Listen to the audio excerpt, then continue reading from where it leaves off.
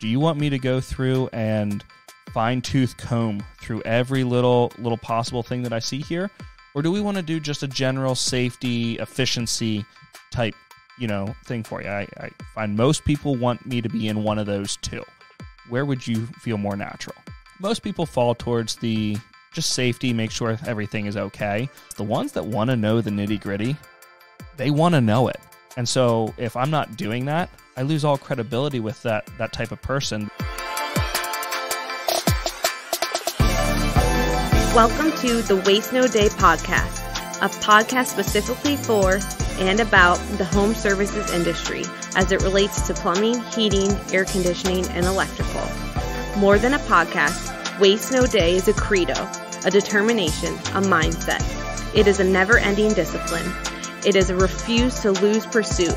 It is a wake-up call every morning to waste no day. Now here's your hosts, Brian Burton and Nate Minnick.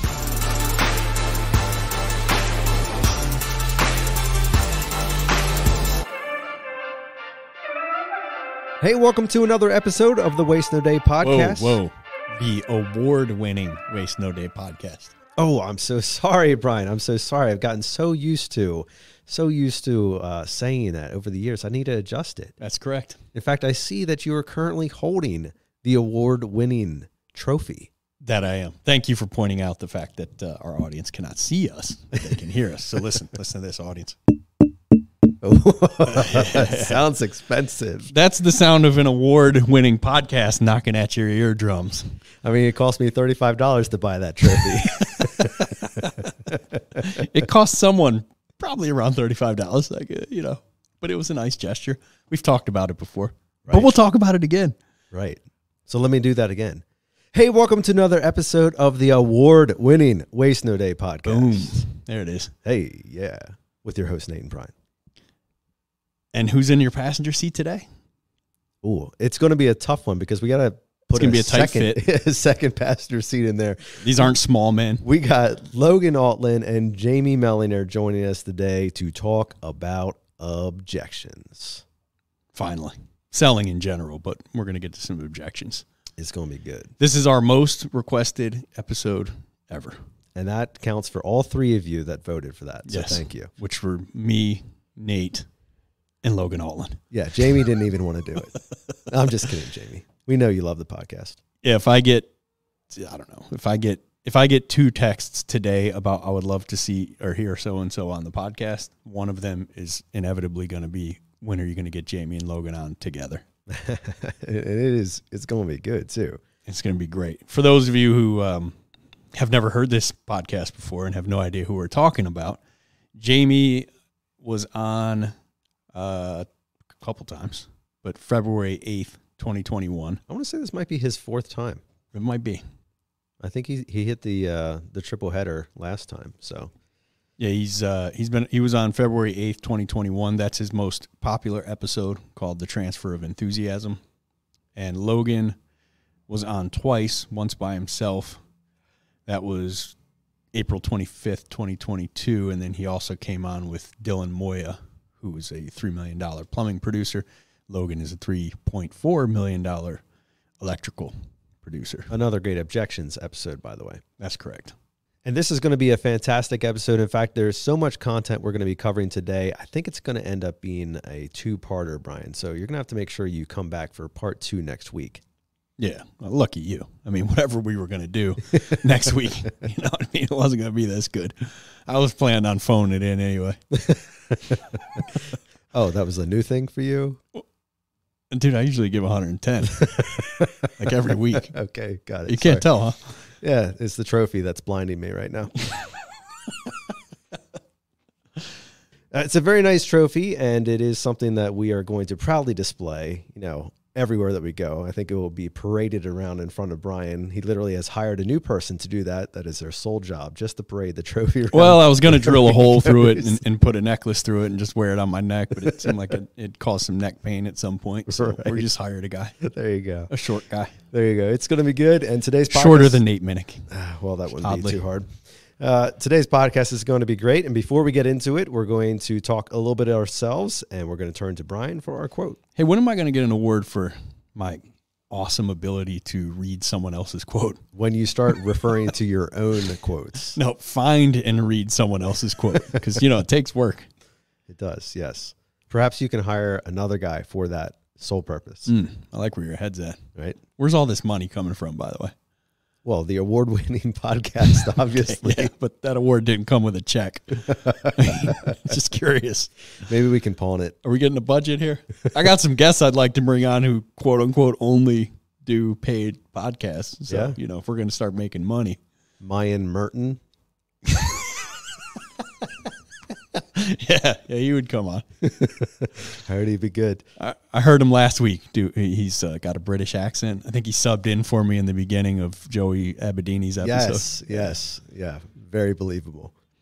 Wisdom is not a product of schooling, but of the lifelong attempt to acquire it. Albert Einstein.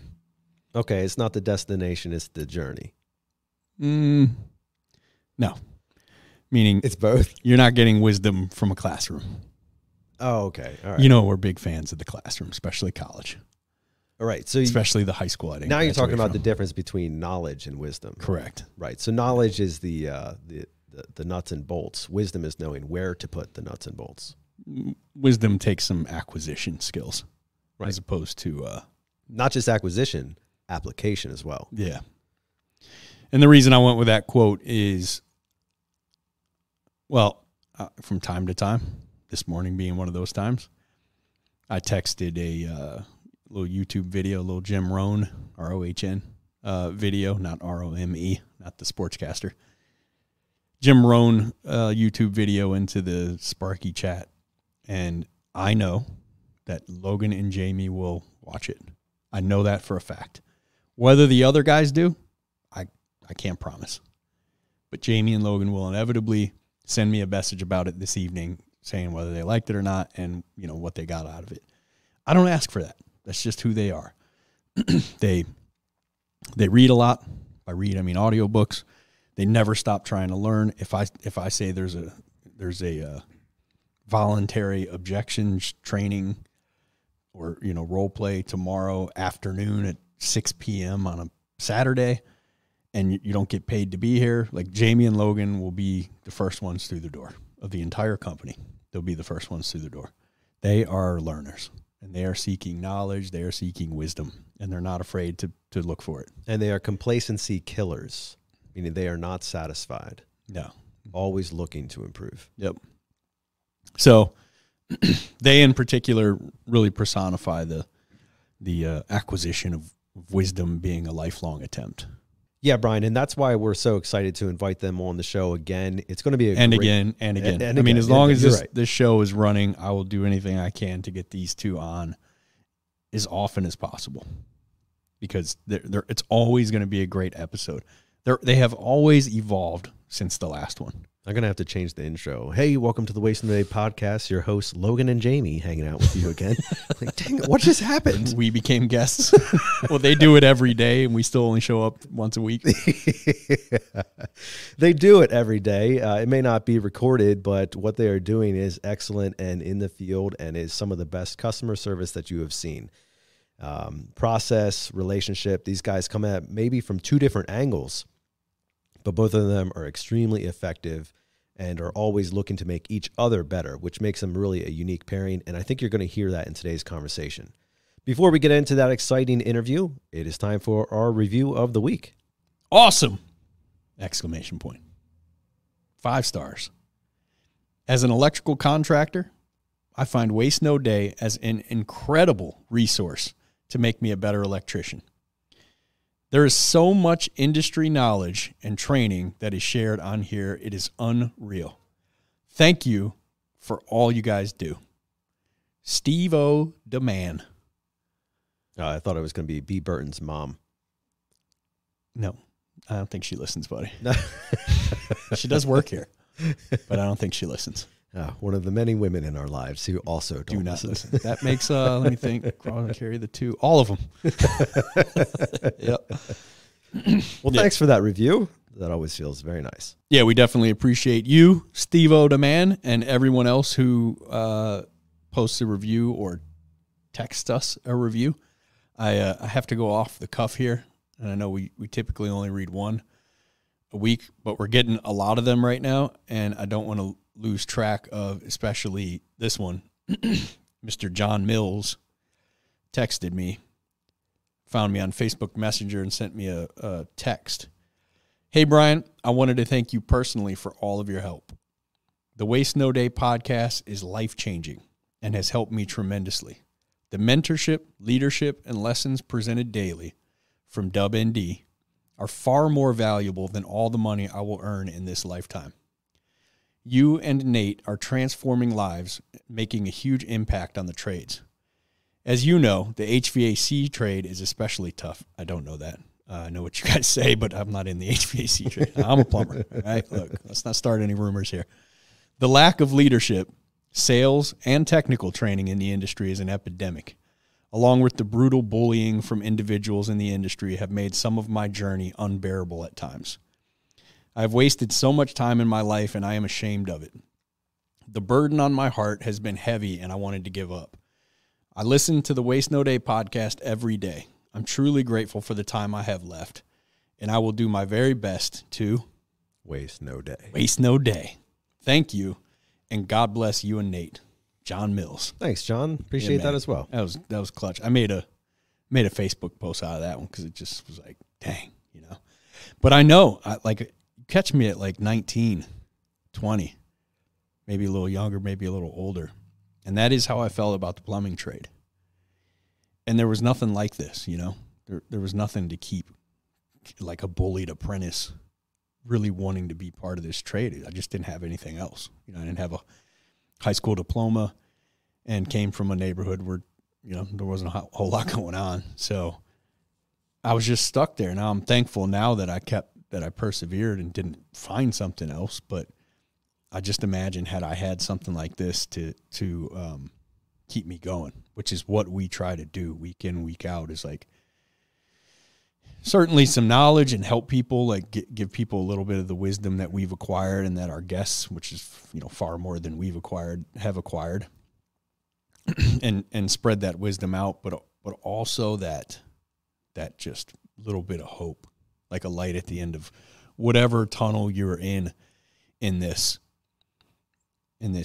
industry, just the home service industry, the trades, is that you see that somebody was going through the exact same pain, the exact same journey you're on right now, and there's no reason to lose hope. Like you have no idea how close you are to the end, and the end just being something that you're way more into than what you're currently doing. And there are so many facets to this industry. You'll find what you're looking for. It's the little steps that you take, and I appreciate John being so open about that.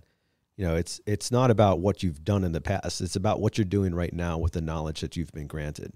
And Brian, I know you have a story of a technician out there in our listening audience who has decided to make some small steps and changes, and it has made great impact in his life. Yes, so he's another HVAC tech. Name is James Schmidt. He texted me again last night a picture of a scale, 206. And it said, boom, baby, 250 to 206 in 67 days. What? I'm about to hit up Oprah to advertise her products. What he meant to say was WND, baby. Yeah. He listened to our intro. I think it was in the Carlos Mendez episode where we talked about the CPAP. Nate loved it. And Nate was pretty sure we did a whole episode on it because I did 5 minutes on it. Not just one. It was not 5 minutes. I'll tell you that. Yeah, and then James and I got to talking a little bit more about, because we talked a lot about like weight loss in that episode and just eating crap and whatever. And James and I talked about eating sugar and drinking alcohol and the whole nine. Like it's not good for you. So knock it off. Quit smoking, quit drinking, quit consuming sugar, and just do it for 30 days and see how you feel. James decided to go for it. He went for 30 days to see how he felt. And now he's on day 67, and he dunked a basketball last night for the first time since high school. He's not a small guy.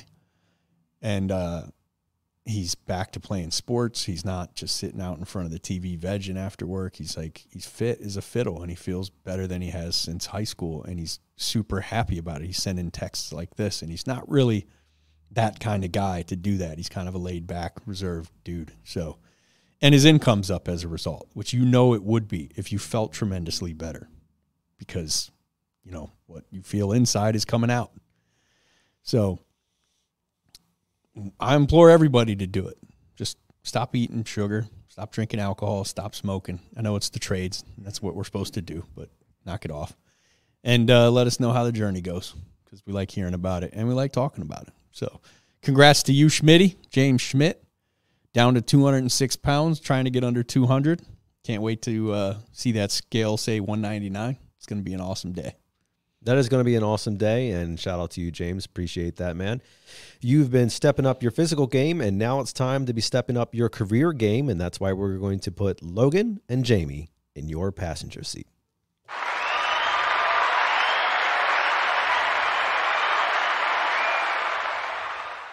Our guests today need very little introduction. They are both returning to the show. Logan Altland and Jamie Mellinger both are electricians at our shop here in Lancaster, Pennsylvania. They've both been in the trades for well over a decade each and have great experience in vast array of what the trades is, as well as their specialties in home service, customer service, and sales presentation. Welcome back to the show, gentlemen. Thanks for having us. Yeah, thank you.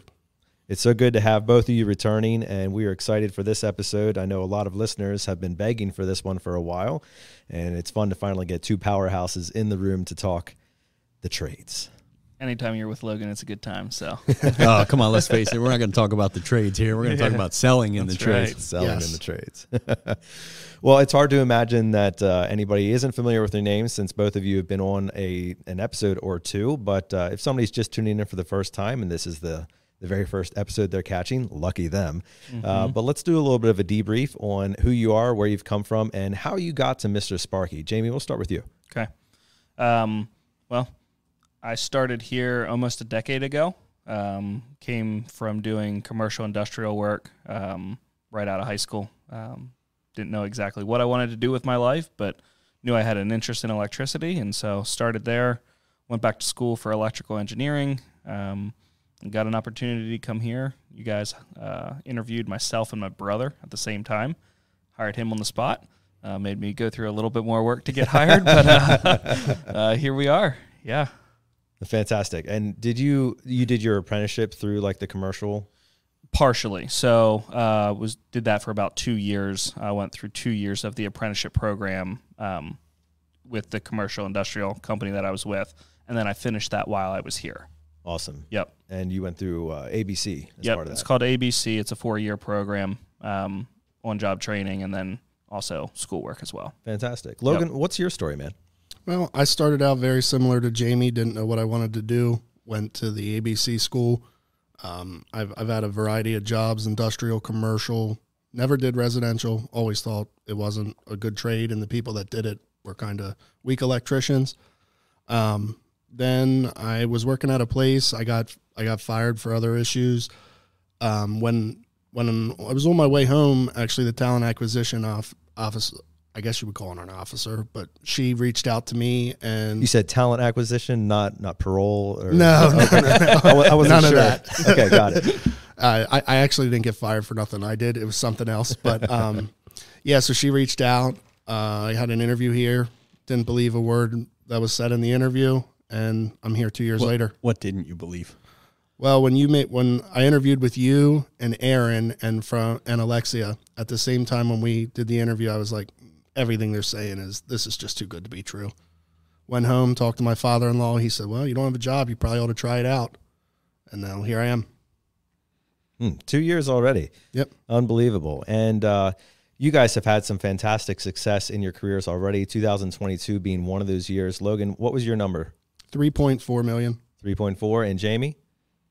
It was 2.3 or 2.4. I'd have to look. Fantastic, yeah. Fantastic. So combined, we're about $6 million in total on the mics here, which is just incredible and just so awesome that you guys are both in this same company here, working in our Lancaster location. So we're super excited and proud to have you guys on the show and working here. If you want to get to know them a little bit more in terms of backstory, you can listen to Logan's solo episode from April 25th, 2022, and Jamie's done a couple solo episodes, but his most popular solo episode was from February 8th, 2021.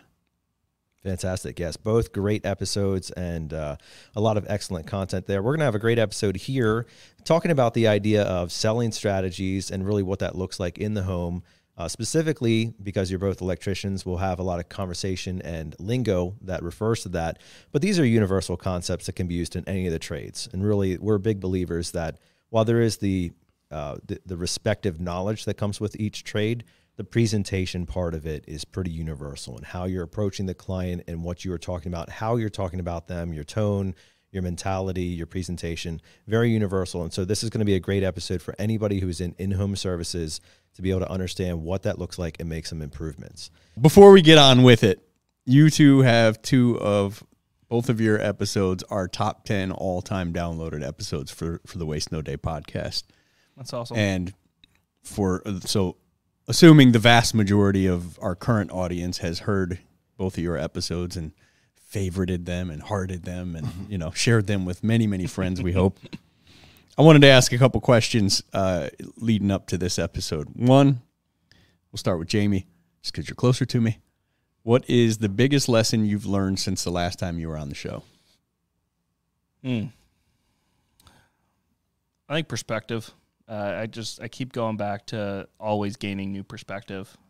There always seems to be, something that I'm pulling out and learning from Logan as far as, expanding what I'm offering. And the perspective that there really is no cap to what we do. How about the perspective of you are always going to hit a rough patch? Yeah. And as my therapist says, it's disappointing, but not surprising. I went through one of those recently. But one thing to always remember is it's not permanent. And yeah. That's just whatever rough thing you're going through in life. It's seasonal. Really is. Temporary. Yeah. Now, that doesn't mean you should fold your arms and sit back and accept it. You need to figure out how to get through it as fast as possible, which is what you did. So what did you learn in that last rough patch dry spell? Yeah. Really just the heart and focus of where I was at in the call. We were getting to the point where I'd gone a week, things weren't going so well, nothing was happening. Next week came along, and I'm just banging my head against the door, I'm doing my process. And I have a pretty regimented process in the calls that I run. So it's pretty easy for me to say, did I hit these key points or did I not? And it got to the point where, sitting down, talking with you, kind of that outside perspective, right? Realizing I had very clear money signs, I was becoming desperate. And so where that shift was basically taking the weekend, taking a hard reset essentially for me. And in changing my heart and focus, that when I came back, it was to serve. So doing some of the things that, to kind of get me out of it with things that I wouldn't do on a normal call. So doing anything that I could to go above and beyond, things that normally we would charge for that, relatively minor, but just that little thing that I could do to help the client out to show that I cared. And just that heart posture change kicked things right back in gear. Beautiful. Yeah, and he went right back at it and had best week of the year that week. Mm-hmm. What about you, Logan? What's something you've learned since the last time you were on? I'm been working with Jamie on this too, is learning that every call is an opportunity, even the ones that don't look like one. So before, when I first started, I would go to a call and just say, nah, I'm not going to, this isn't worth anything. This is just a maintenance. We've been here 20 times, not offer anything. Now I offer something at every call, and a majority of the calls that I think aren't worth anything or that don't have the opportunity are the ones I sell on. So it's just offering things every time. Yeah, offer something every. Don't say no for them. Yes. Let them say no. Or go for no. Yes, actually, please let them say no. Yeah. Last question, and then we'll let Nate get back to it because he's so good at this part. What is the best book you have read since the last time you were on the show? Last one for me was The Tipping Point. Malcolm Gladwell. Yep. What scales did that tip in your favor? It's the focus on realizing, doing a little smoking gun symbols over here. Yeah, killed that one, huh? Just the realization and focus on the fact that, like, you know, as we're working and striving to hit new goals and new skills, realizing that there's just this one little point where that things will tip, and you don't necessarily know when it's coming, but to be prepared and to keep working towards it, because the tipping point where things change could be the next 10 steps. You just don't freaking know. You never know when you're just standing on that edge already, and a lot of people find a stool to sit on right when they got to the edge. Yep. What about you, Logan? I had read it before I was on last time, but I've read it 3 or 4 times since, and that's the Go for No. Go for No. Yep. Every single time you read that book or listen to it on audio, you find something else that you're not doing, and something else, different perspective, and that's what I've been doing. And it's such an easy read. Even this plumber could get through it. It's an hour and a half audio book or less. Yeah, Richard Fenton and Andrea Waltz were the authors. And have you read Go for No 2 yet? No. Oh, you got to check that out. I'm stuck on Go for No 1 6 times over. So the new one is Go for No when they say no. Okay. Yeah, the episode that's really helped me was the February 14th, 2022. The Go for No episode. Yeah. So they were on the podcast February 14th, 2022. And we recapped the book for about as long as the book is, but it was a really fun episode. If you haven't heard it yet, and you're in any kind of selling position or sales training position, it's I don't know, man. That little tiny book just changed the game for me. It's crazy, huge deal when I read that thing. And shout out to Tommy Mello for putting us onto it. Even outside my career, I'm going for no with things, and it's just taking me to the next level. Brian Tracy always said the world belongs to the askers. Yep. All right, Nate, thank you for your kind patience, sir. We appreciate you sitting there just chewing your fingernails so you could get back to it. The smoldering look of Nate towards Brian. Oh, it's every time. I'm like, he's like, hey, all right, so let's get on. I'm like, but before we do, and he just rolls the eyes, kicks me as hard as he can under the table. Well, speaking of the world belonging to the askers, we do have a couple good questions to discuss today. And one of those is going to be basically, how are you making the transition from whatever you are there to do into whatever else you would like to discuss, or whatever other things you have found in the home that perhaps were not evident at the beginning. And Logan, I want to start with you on this one, because you mentioned you've had a revelation since the last time you've been on here that every call is an opportunity. And there's a pretty good stereotype in the trades that says, this is a warranty call or a callback, or this is just a completely blown out call. This is a 50-year customer who we've been out there 65 times and there's absolutely nothing else. Or you look through the history and you see no, no, no, no, no, no, no. And you're like, right? That sigh that just echoes from everybody in a truck when they see that call come up. So how have you made that transition in terms of your mentality? What was it that shifted about you that said, all right, that's not how I'm going to look at it anymore. Every call is an opportunity.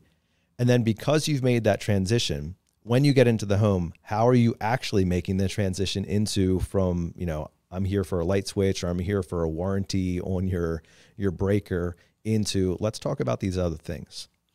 I guess I was just talking to Brian about this the other day. I had a way to do it, but this last podcast episode helped me even more. Just basically, what is your emergency shutoff? Where's that at? From there, I want to make sure that's shutting off. In case I need to run to that in case of an emergency. That's one way. The other way is, like, if you're providing true care for the client, why wouldn't I want to look at everything? Like, your outlet's out, but what causes that? Is it, and it could be nothing. But either way, I want to know that I provided the best since I've been there. And the way I've been transitioning for me is, me and Jamie are very competitive. When I see that Jamie was there and he got a no, that's my goal, to get a yes, just for that reason. And FYI, most of the time it does happen. So he gets that yes. And he calls me and says, hey, I got a yes on a call, you got a no. And it's just holding each other accountable as to, hey, did we did we decide for the client what they needed and what they didn't? Right, and that's the trick of it, right? We did an episode with Andrew Dobbins a long time ago about selling out of your own wallet. Yep. And whether it's your wallet or whether it's your mentality, whenever you place yourself in the position of the authority for yes and no in the client home, you've done an incorrect change. That's not your right. It's not your house. It's not your decision. And every time that you don't offer something or say no for them in advance of it, you're taking their authority and stripping it from them and placing it upon yourself. And that is incorrect. That's not where it belongs. Yep. But even with that, Logan, I'm sure you run across some objections where people are like, well, I called you out here for a receptacle. Why do you need to go look at my panel? Or, why do you need to go into the other rooms that are not having receptacle issues? How do you overcome, even that simple, like, why do you need to go there?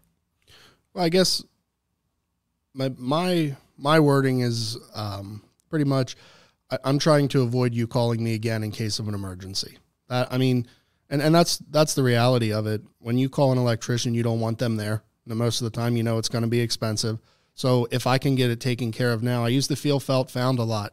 That's a big thing. Run through that for us. So basically what I say is I understand how you feel. I've had hundreds of clients that felt that way, but what I have found by me going through the whole thing is maybe I can prevent more repairs coming down the road, maybe in a more costly repair than what if we can avoid it, kind of like the preventative measure.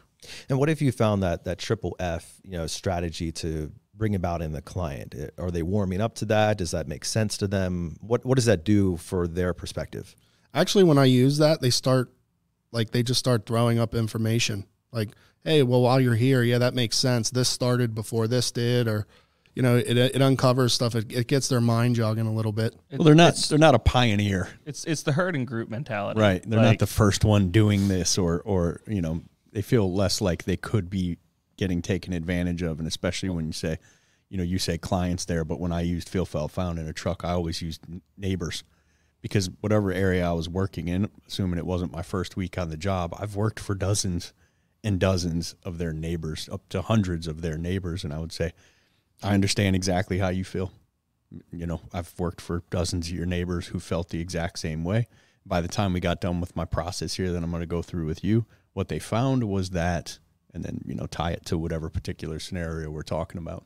There's this level of, call it peace, call it comfort of knowing that, like, they're not the only ones going through this. I mean, this is the same reason why we have groups with people that, like, are doing like things. Like, yeah. There's a level of Waste No Day podcast listeners, baby. Yeah. They're trying to get better selling or building a business. Right. Like, if you're out there by yourself and you're thinking you're the only one doing it, like, that's so isolating. And so, yeah, Logan, you kill it with that. And that just sets such a place at ease. Yeah. It's tranquility. It's just, yeah. I feel less like I'm out here by myself going through this.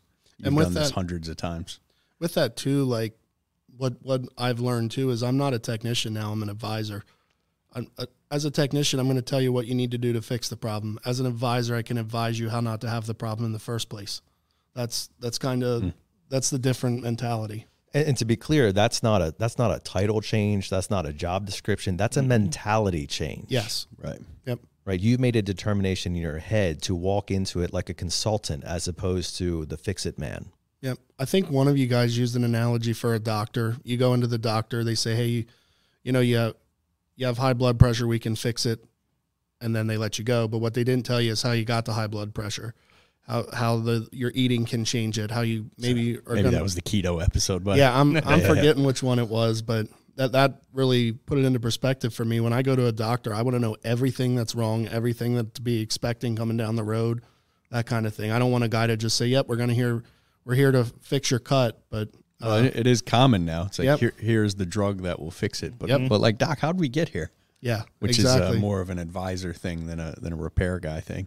Yep. Here's how we got here. Here's what we can do to fix it. Here's what we can do to make sure we don't get back here in the future, which is the most important part, that your tunnel vision, blinders on technician who just stares at the floor as he walks up to the panel or the outlet or the switch and doesn't look at anything else in the home. That's the mentality he has. I'm here to fix this and get out. And then doesn't even find out that in the next bedroom they haven't been in 6 weeks, they have the exact same problem. Well, and as a service technician, like I said, I've been in the electrical field for 13 years. That's all I ever did was fix things. You know, if this is broke, fix it, let it go, wait till it breaks again, fix it again. And that's not, once you add up the financials of that, it's not the best decision. Yeah. And I think there's something to be said that if you look at the job industry outside of the trades, some of the most lucrative jobs in the world are consultant based. Mm-hmm. You have your professional lawyers, you have your professional business consultants, you have your Life coaches. Yep. Right? There's plenty of value, and the world has assessed a significant amount of financial success to consultation. Because face it, everybody, no matter where you are, is looking for advice on how to do things better, how to get better, how to be better, how to live better, how to do their trade, their skill, their business, their finances, their stock trading, their whatever better. Yep. Right. And so what you're doing with that mentality is how to do your electrical system better, like how to make your house better. And who doesn't want that? Yep. Nobody. They all want to be better. There's always something new. There's always something that they can add. And, you know, whether you do the repair now or you do it 5 years down the road when prices are sky high, you're still doing the repair. And we talked about this before, and we will talk about it again, but that positioning of you as a consultant changes the dynamic in Cartman's, I said it again, Cartman's triangle. I keep doing that. Hey, come on, Nate. I don't have a triangle. Cartman's triangle. Oh, you did it again, bro. Your lips didn't touch. Cartman's triangle. It's when you're on the consultant side of things, you're on the same side as the homeowner. Yep. When you're on the Mr. Fix-It side of things, you're the adversary. You're in there to find problems. Consultants find problems, but they present solutions. Yep. You know, fix it. It's a subtle change, but it means the world. And Jamie, you know so much about that because the majority of what you do is walking into a home where nothing is observationally wrong to the homeowner. Correct. Right? They're inviting you to their home because, come check the safety of my electrical system. That sounds good. Or maybe we did a complimentary one, like, hey, because you were a plumbing customer with us, which is a nicety to you, and because we have this sister company over here, we'll do an electrical maintenance, inspection, safety check for you. And so when you're walking in the home, like, they're not expecting anything to need fixed. Correct. So how have you found success? We've done entire episodes on this, but real quick, how have you found success in transitioning from, I don't know, you're here to like look at my panel or something like that to, yes, I do understand and I would like a new one. Yeah. A lot of it comes from asking questions and getting authority from the homeowner up front on what they want you to do. And so, even on a service call, I go about it slightly different than Logan. I turn all my service calls into maintenance calls, but that comes from asking the approval up front. And so very shortly or quickly within the door, obviously getting on first name basis and finding out what we're there to do. A lot of times it's, your company called, I have a plan, I don't know exactly what you're here to do. So I'll walk them through the normal intended purpose of a maximizer, which is to improve the efficiency and safety of their home. And then it comes from questions of just being direct and saying, as I'm going through, is there anything that you're having any issues with? And most of the time, the initial response is, no issues. Which at that point, I'll follow up with a question of, awesome, that's going to make my job a lot easier. A lot of times when I get into a home, most people, they've forgotten about, something that's bothered them. Like, is there any little outlets or switches that you don't use anymore because they didn't, stuff falls out of them, or like a little light that drives you a little nuts or anything? And a lot of times with an electrical system, specifically on the electrical side, it is so easy for somebody to have an outlet that doesn't work that they just forget about because there's 5 other outlets in the room.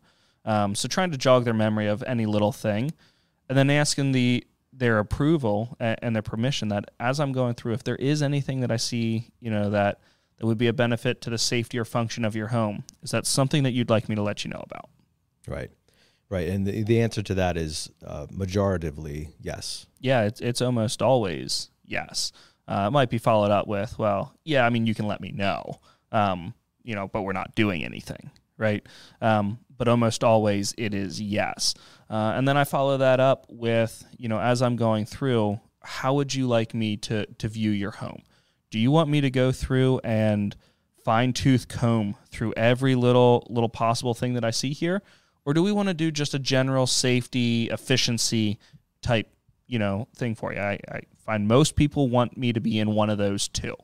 Where would you feel more natural? What do most people say? Most people fall towards the just safety, make sure everything is okay, which fine, dandy. But the big thing that I like about asking that is the ones that want to know the nitty gritty, they want to know it. And so if I'm not doing that, I lose all credibility with that type of person because they wanted very detail-oriented things. And so naturally, that's not how I tend to go. I'm not as detail-oriented. And so by asking that question, I know that when they want that, I'm able to give that to them. And you're pre-qualifying them. Mm-hmm. And there's nothing wrong to either camp. Right. You're just giving yourself a heads up, hey, this is how I need to relate to this person. Correct. Right? If they're saying fine-tooth comb for this thing, right? Yep. You're like, cool. We're going to go into codes. We're going to go into this little thing here and this little thing here. And when you bring it back to them, they're not going to be turned off by the level of detail. Or overwhelmed. Right. But if you do that with somebody who's like, no, I'm just looking for the basic safety stuff, and you start going into according to section 13, paragraph B and line 3 of the code, right, this is out, and they're like, what? Yeah. I didn't know there was a code. What are you talking about? Right, exactly. And so you're tailoring your conversation simply with a question that helps you on the back end of that know how to do the presentation. Correct. I love that. And certainly it's been incredibly effective for you. And I want to just, you guys do a lot of healthy competition. I love that as well. And so as you look at each other, you've both done ride-alongs with the other one. Obviously, you're talking every day about things that are going on. What different styles do you see in yourselves, and how have you used the opposite style to adapt your own presentation? Logan, let's start with you. Well, that's a good question, Nate. I don't know what my style is. I just kind of off the cuff, just relational. That's all it's about for me. That's your style, relational, empathy. That's the word that came to my mind, was relational. Logan has never thought about a penny while he was on a job. Nope. He's thinking about an electrical system and a human being. And when I leave the job and I get a bad review, it's like that hurts more than having 100 no's. I don't understand why I'm like that. That's just how I am. I can't change that. I Devastated, try. yeah. And it actually eats at me to the point some nights I can't sleep till I'm at rest with, hey, that client wasn't mad at me. They're mad at the situation or price and that's not that Jamie's not caring about the client, but Jamie is process driven. With me, I tried the process stuff. I can't even remember what I said yesterday half the time. Jamie's also been doing it quite a bit longer and yeah, is much, well, like your first month, you'd get a bad review, or however many months it took several months to get your first bad review. 2 years, I'm still worried about them. But the first one you got was quite a bit more devastating than what you got Monday? Yeah. Just a couple of days ago. Yep. And I read the review and I'm like, yeah, I'm not even sure Logan was on this call because this does not sound like Logan. And then I talked to Logan the next day and he's like, yeah, no, that was the husband who was not there. Yeah. Mm-hmm. He just didn't like what I had told the wife, who right, wanted the job and loved it, but we won't, obviously we needed to get both of them on board. So, yep. Yeah. So naturally he didn't even meet Logan. Which if I had the process, I could have set up a return visit, but I didn't. I skipped that step. And that's where I need to get better with the process. Jamie's process works for anybody who even does a fraction of it. Yeah, and it would work because Jamie would not have presented in that scenario. He would Correct. have said, if there are two decision makers, we need to have both of them present before we can move forward. Yeah, so I'm still presenting, what needs done, but I'm not presenting the solutions or the price until everybody's there. But Right, and you found that over some trial and error, very much so. Where doing the former there, where you actually start presenting price, but only 50% is there to listen has burned you. Yeah. Yeah. So, I mean, Logan's comment, I am much more process oriented. And part of that's just come from the trials over the years of being frustrated of, I mean, to Logan's point as well, like I do care, but it's also not to the level of like Logan is 1,000% relational, right? Like he wants to be liked by the client and obviously trusted. And I've kind of shifted over the years that like I will take being trusted from the client versus liked. And so that was a shift that I made, that, I'm not going to jive with everybody. And I'm okay with that. But at the end of the day, they're going to trust me. And it's going to be one of those where when I walk out, there's no question that like I cared about them and their home, but we don't have to be going out for a beer afterwards. Right. Yeah. And I think it's encouraging for our listeners that both of you are finding incredible success, even though you have slightly different approaches to the client. And I think, there's absolutely value to be learned from both of you in terms of extremely relational and extremely process. And both of you are bringing such value in whatever you're doing, and you're both winning, which is great. Well, and what I've loved so much about working with Logan here is because he does stuff in a way that is so different from what I've kind of developed for myself. I mean, we talk every day, every day, and walking through stuff. And so what that's done for me is that's taken like my regimented process, and it's also opened me up to being more of that relational, it's helped me through and through. So I definitely noticed that I'm integrating much more of what he does into my process. Well, gentlemen, $6 million doesn't just fall into anybody's lap, and we know that it's not all rainbows and fun out there when it comes to every day that you're in the trenches. There's a lot of no's, there's a lot of frustration, there's a lot of objections coming your way, and you guys have mastered the ability to pivot and step around and step over different objections to the point where some of them aren't even considered objections by you anymore. They're just par for the course. Yep. Right. And so I want to dig into some of those and some of the different versions of what they can look like. So I want to start by asking Jamie, what is your favorite objection to hear, and how do you overcome it? My favorite one to hear is probably, we got to think about it. Oh, now that would put a lot of people, stop them in their tracks. Well, okay, I guess I'll be moving on from this call. So why do you like that one? It's not. With that tech, we have to point out, because I don't want young techs, young salespeople to hear you say that and think, okay, yeah, I'm just like everyone else. So when I hear that, I should walk out and say, like, this is over. As a young technician or selling tech or comfort advisor or safety advisor, whatever you are, as a young salesperson in your career, you're looking for either the fast, hard yes that just falls immediately without you even asking them to buy. Hopefully, that would be nice. Yeah, if they would just do their job and ask me to buy it. Right. Or you're looking for the fastest way out via an objection. And when you get we need to think about it, that pressure and that anxiety goes away, that you're in this situation that's kind of uncomfortable, and you can just relax and go, okay, here's my card.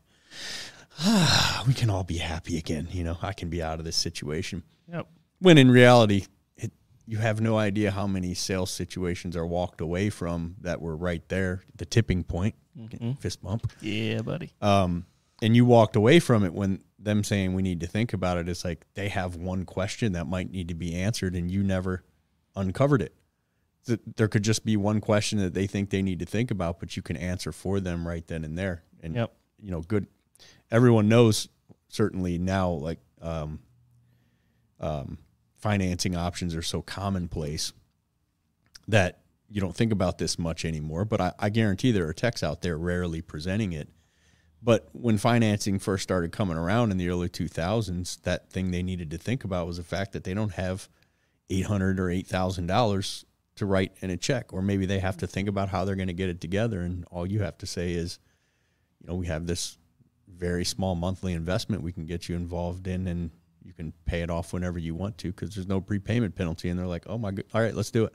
Done. Or even the simple thing of like, someone thinking that they've got to pay for it all right now before we schedule. Like I had that Tuesday, where they wanted to hold off to schedule because they needed to transfer money. That like they needed to think about like which bank account they were going to go through. And so as we talked through that, them realizing that they didn't have to write me a check for the full amount right now, that was it. But they weren't ready to book because they thought they had to figure that out. So yeah, the reason part of that's my favorite objection is I start off with a little slower approach to that, not as direct. And as things progress, I'll get a little bit more direct. But, the way that I go through life, and I think a lot of people do, is if I'm making a large financial decision and I have, call it the sales guy, call it the service guy that's helping me out, whatever, sitting right in front of me looking at me, my mind is not freed up to literally think about making a decision. Like the pressure, whether it's intentional or not, is still there. And so when we've gotten to the point where I've shown somebody a price, they've already qualified the fact that like I'm in front of the right people, right? This is something that they agree is not good or something that they want to do. At that point, before we've even gotten really to price, they've agreed. We're at this standpoint where they know that something needs done, right? We have everybody we need. Them thinking about it at that point is typically just a process of which they're going to choose, right? And so if it's not fully that, what I like to do is create a little bit of space. I always leave something open, leave my keys down at the panel before I would go cover things up. If you're HVAC, leave the lid off, the front plate off the furnace, or leave a bucket downstairs for a plumber that you need to go clean some tools up, something. And so my response to that is not a problem, guys. I've got 5-10 minutes stuff here I got to go finish up, take some time, think about it. I'll touch base with you when I'm done. If you have any questions, I'll answer them. Does that sound good? Yeah. That's fantastic. And do you find that most people like kind of seclude themselves then, the husband and wife go into another room and start talking while you're down in the basement? Or like, what do you think they're doing when you're doing your thing? Yeah. So most of the time they stay where they're at because we're already at a comfortable spot. So by the time we sat down to go over everything, they're already at a place where they feel comfortable. I'm just getting out of their way so that they can freely talk and have some conversation. And so if I'm down in the basement, a lot of times I can hear them talking. Obviously not always. Occasionally they'll walk out. If we get to the point though that I come back and I just feel like I can sense that there's still like stuff that they need to iron out between the two of them, right? I'll offer to go sit in my truck. Guys, it seems like we want a little bit more time here. You guys got some figuring out to do. Would you guys feel more comfortable if I just go sit in my truck? I got some paperwork and stuff I can be doing anyways. Is that something that you'd like? And part of that's reading, the clients, right? But see it, call it, right? So correct. Like, if you're observing, hey, they look like they want to talk, but feel uncomfortable with me being here, you're just saying that. Yep. Guys, I've run into this a bunch, going back to kind of the feel felt found, right? I completely understand, kind of sensing a little bit that we'd like a little space to talk. Do you guys mind? I can go out to my truck. I've got some paperwork and stuff I can do, give you guys some time to talk. Would that feel a little bit more comfortable for you? Right. Oh, would you? Like, that would be great.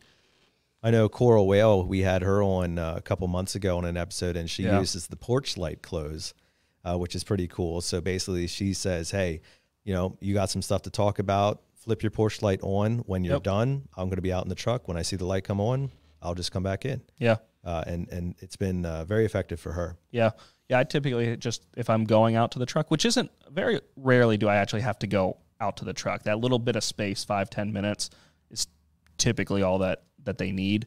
And then if I do go out to the truck is, hey, just leave your hand out the door. Like, I'll be out here. Like, I'm parked in front of your house, so I'll be able to see. I picture these two seeing the porch light flicker a little bit and going, jackpot. That's when we pull up to the call.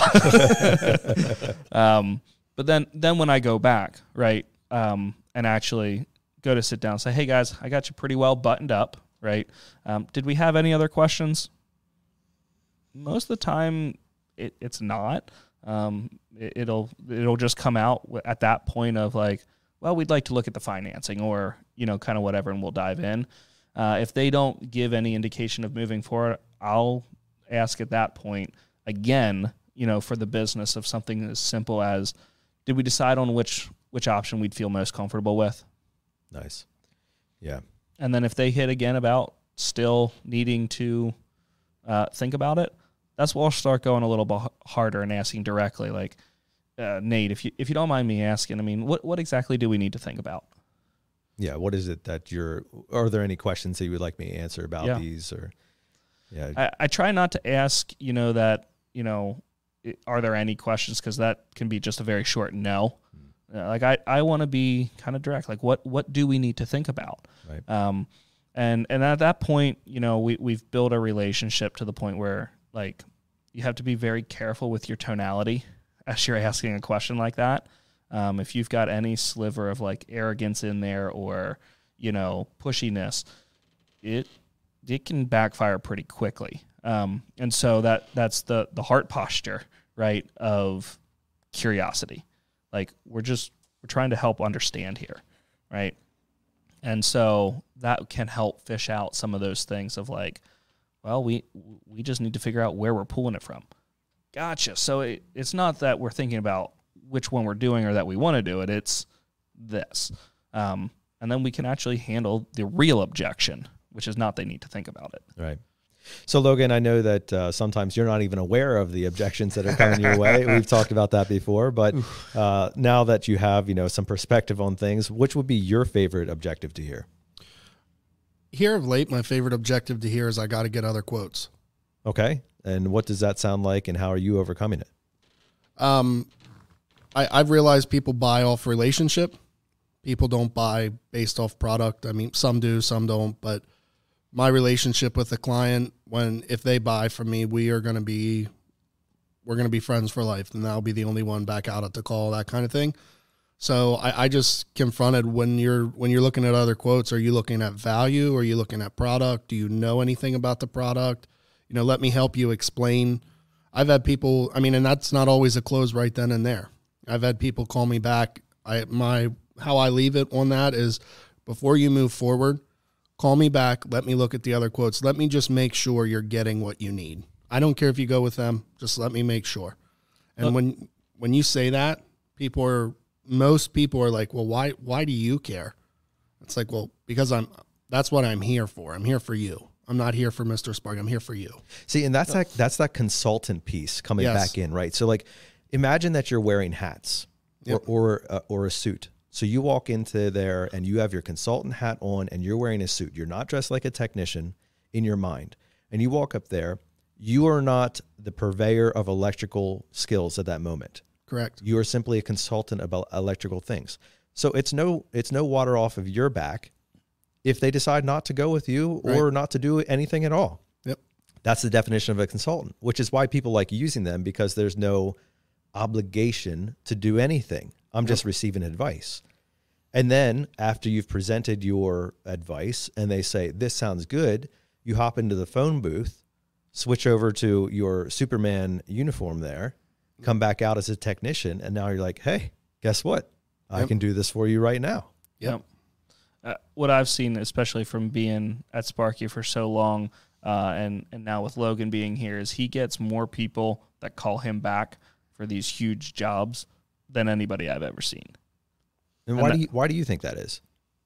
Yeah, it's just strictly relational. Mm-hmm. When I leave a call, whether they went with our company, whether they went with another company, whether they didn't do anything, if I see them out in public, they still know me, they still talk to me, we're still friends. And that's how all my success comes. I'm not, like Brian said before, I'm not looking at dollar signs, and not that you are, Jamie, but I just don't want to hear from somebody else like, oh, I went with this company, they didn't give me this, and then I'm the bad guy in the situation. I'm truly for the person, and that's when that happens in a home. People don't. That's not a normal thing anymore. Well, and it's more than, Logan, you just being for the person, right? Like you have developed the skill set of being able to relate to people, no matter where they're at in their walk of life, no matter what their interests are. And so you're such a relatable person. If anybody's met Logan in person, like, dude, you can talk to anybody, right? And because you show an interest in who they are, right? It's not all about you. Also, you don't see him get bummed when he doesn't get a sale, like when they use someone else or whatever. Yep. But you see him hard to talk to after he gets a bad review. Yep. Yeah, and difficult to have a conversation with Logan. like that objection, like we talk about not having your needs met when you walk in a call. My needs are met if they get that quote and they call me back, whether it's us or not. It just means I made an impression on them, that they trusted me and they're going to value what I have to say. And we can part ways, and you didn't do work with Mister Sparky, but you did work based off of my recommendations, that Off of your professional assessment of the situation. And that's fine. I mean, a good review is worth way more than a sale to me. I mean, it is. And now they come hand in hand most of the time.